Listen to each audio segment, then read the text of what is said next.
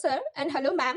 My name is Orpita Mondol. I am final year EC student. As we were mailed earlier to give a presentation on our final year project, so here my teammates and I am going to discuss our project on Massive MIMO hybrid beamforming for 5G network. My teammates are Ruparna Pal, Orpon Samanto, and Riya Rakshit.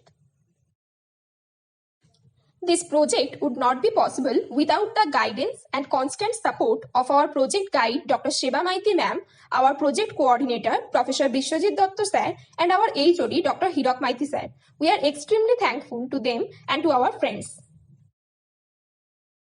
The contents of this presentation are project objectives, 5G NR and new technologies, MIMO and massive MIMO, beamforming types, phased array, design and analysis of 66 GHz patch antenna, design and analysis of arrays and phased arrays, verification of alternative beamforming algorithms, and QPSK model for RF millimeter wave modeling and simulation.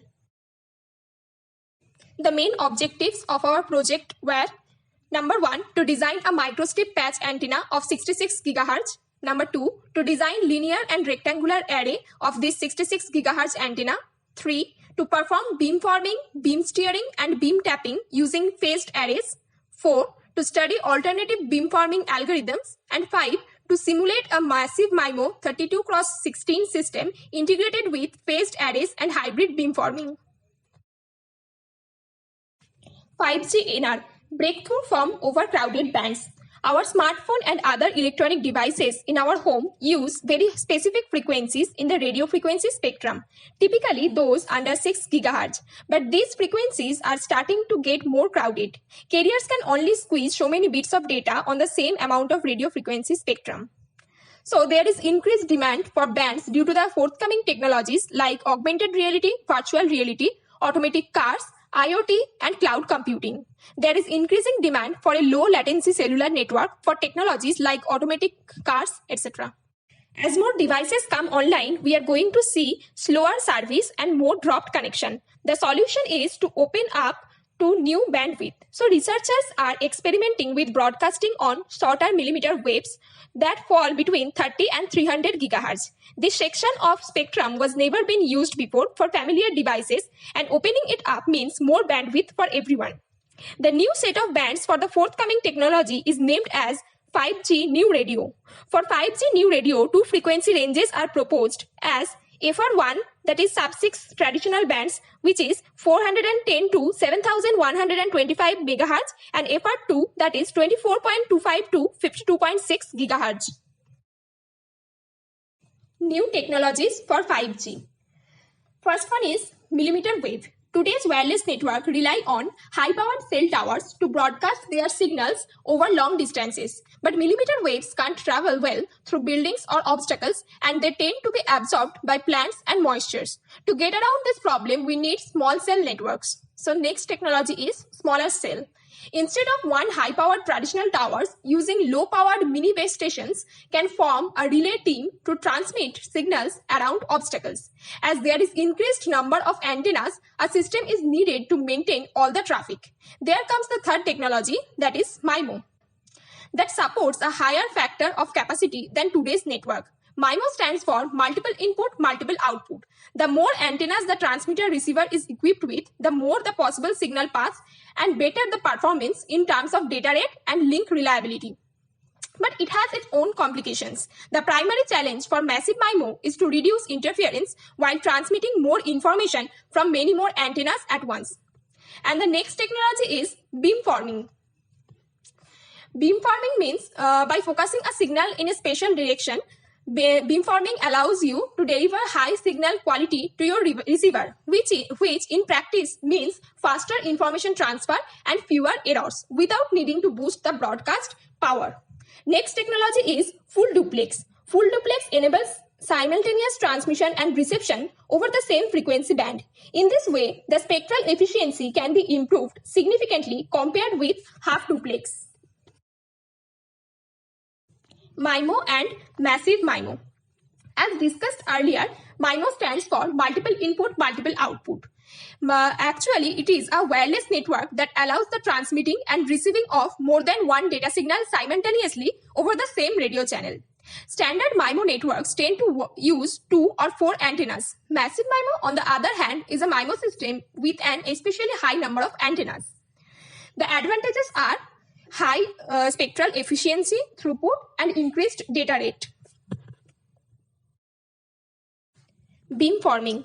Beamforming or spatial filtering is a signal processing technique. It is used in sensor arrays for directional signal transmission or reception.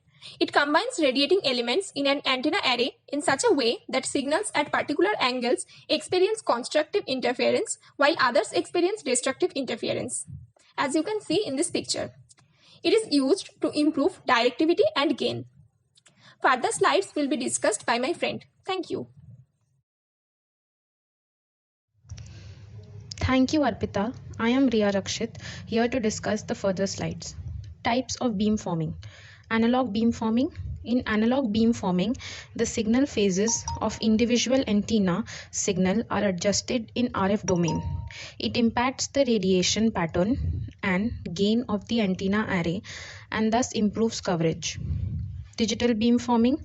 In digital beamforming, signal is pre-recorded in baseband processing before RF transmission. Multiple beams can be formed simultaneously from the same set of antenna elements.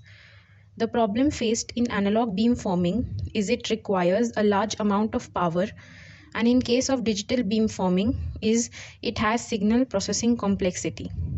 Thus, hybrid beamforming is used to overcome both the problems, as it uses both analog beamforming for coarse beamforming and digital beamforming for appropriation. Switched beamforming. In this, fixed number of beams and fixed number of patterns are used. Adaptive beamforming. In case of adaptive beamforming, any number of beams or patterns can be used. Beam steering. Beam steering is achieved by changing the phase of the input signal on all radiating elements. Different frequency beams can be steered in different directions to serve different users. The direction a signal is sent is calculated dynamically by the base station as the endpoint moves, effectively tracking the user. If a beam cannot track a user, the endpoint switches to a different beam. Direction of arrival is the elevation and azimuth angle of incoming signals. Root music algorithm is used for direction of arrival estimation. A microstrip patch antenna of frequency 66 GHz is used for our project. It is designed in both MATLAB using Antenna Design Toolbox and HFSS Antenna Design software. The image shows the physical look of the antenna. The first image shows the reflection coefficient of the antenna, in which you can see the midpoint is around 66 GHz. The second image is the impedance response. The third image is the directivity plot, that is the azimuthal pattern and the elevation pattern. And the last image is of the 3D beam directivity and gain pattern. In this slide, a linear array is built using the previous 66 GHz patch antenna, and by changing the space factor and number of elements, a comparative study is done. First, the number of elements taken is 2 and the distance factor of elements is taken as 1.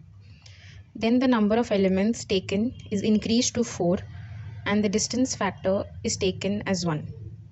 As it can be seen that by increasing the number of elements, the directivity can be improved. Further slides shall be discussed by my friend. Thank you.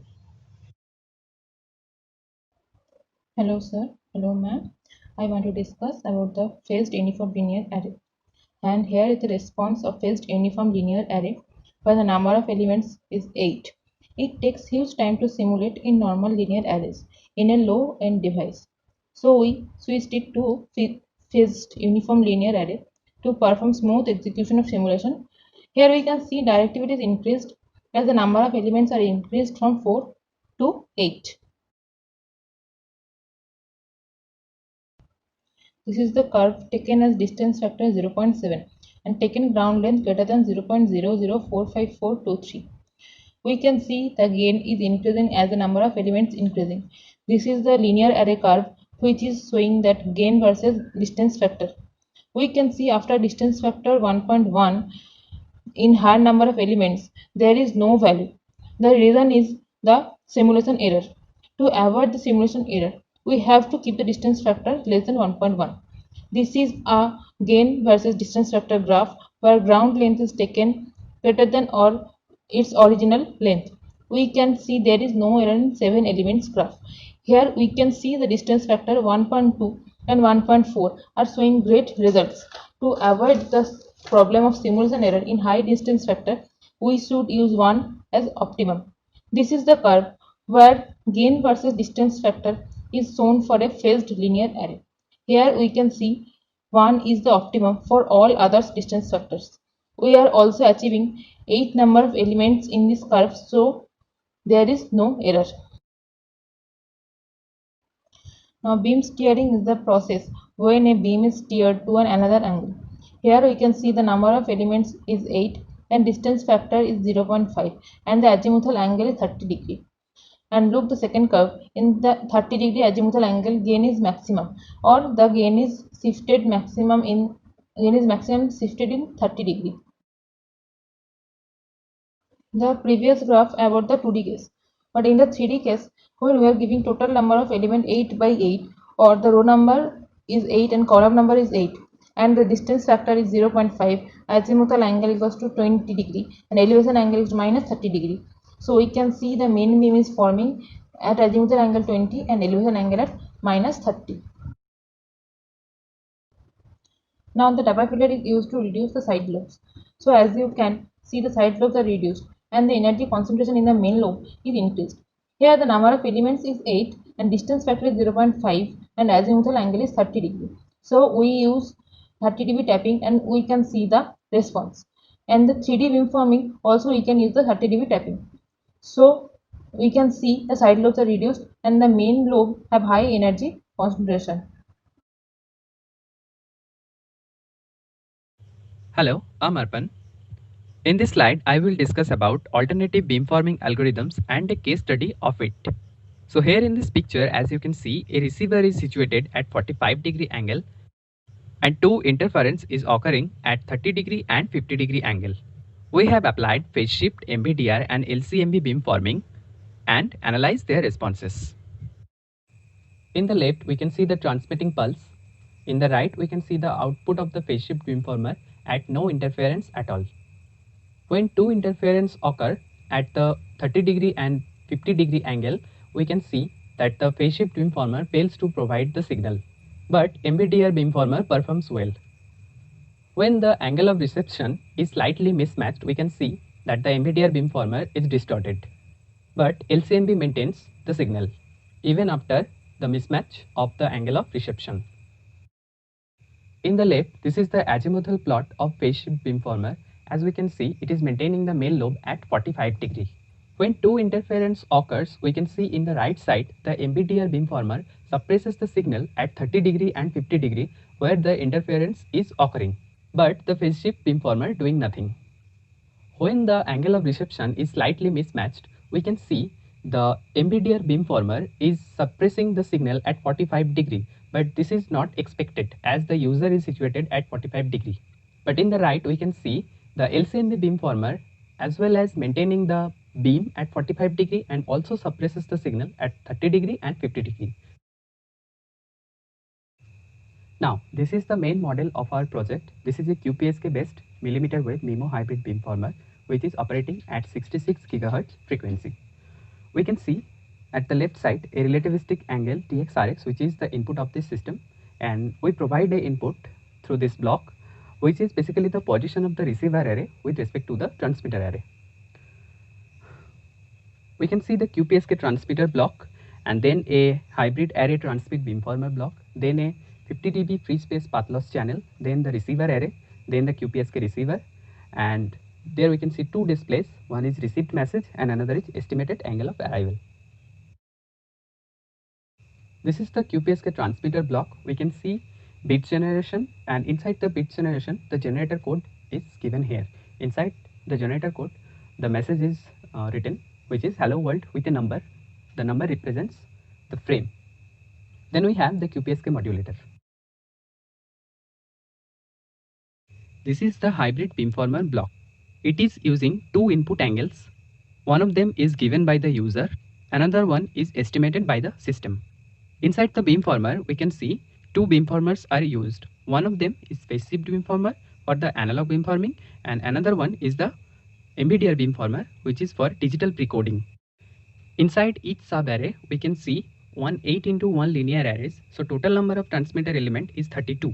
And we can see the modulators, the power amplifier and the power dividers, and the analog phase shifters, which is performing the analog beamforming. This is the receiver array block, and here we can see two antenna arrays are here, and each of them are containing 8x1 linear arrays. So total number of receiver element is 16. Then we have the root music algorithm, which is basically finding or estimating the angle of arrival. Then we have the QPSK receiver. This model is used to convert the signal into a message which we can read. This is the output response of the model for initial frame. As we can see, the TX constellation is perfect, but the RX constellation is wrong. And in the spectrum analyzer, we can see the signals are not matching with each other.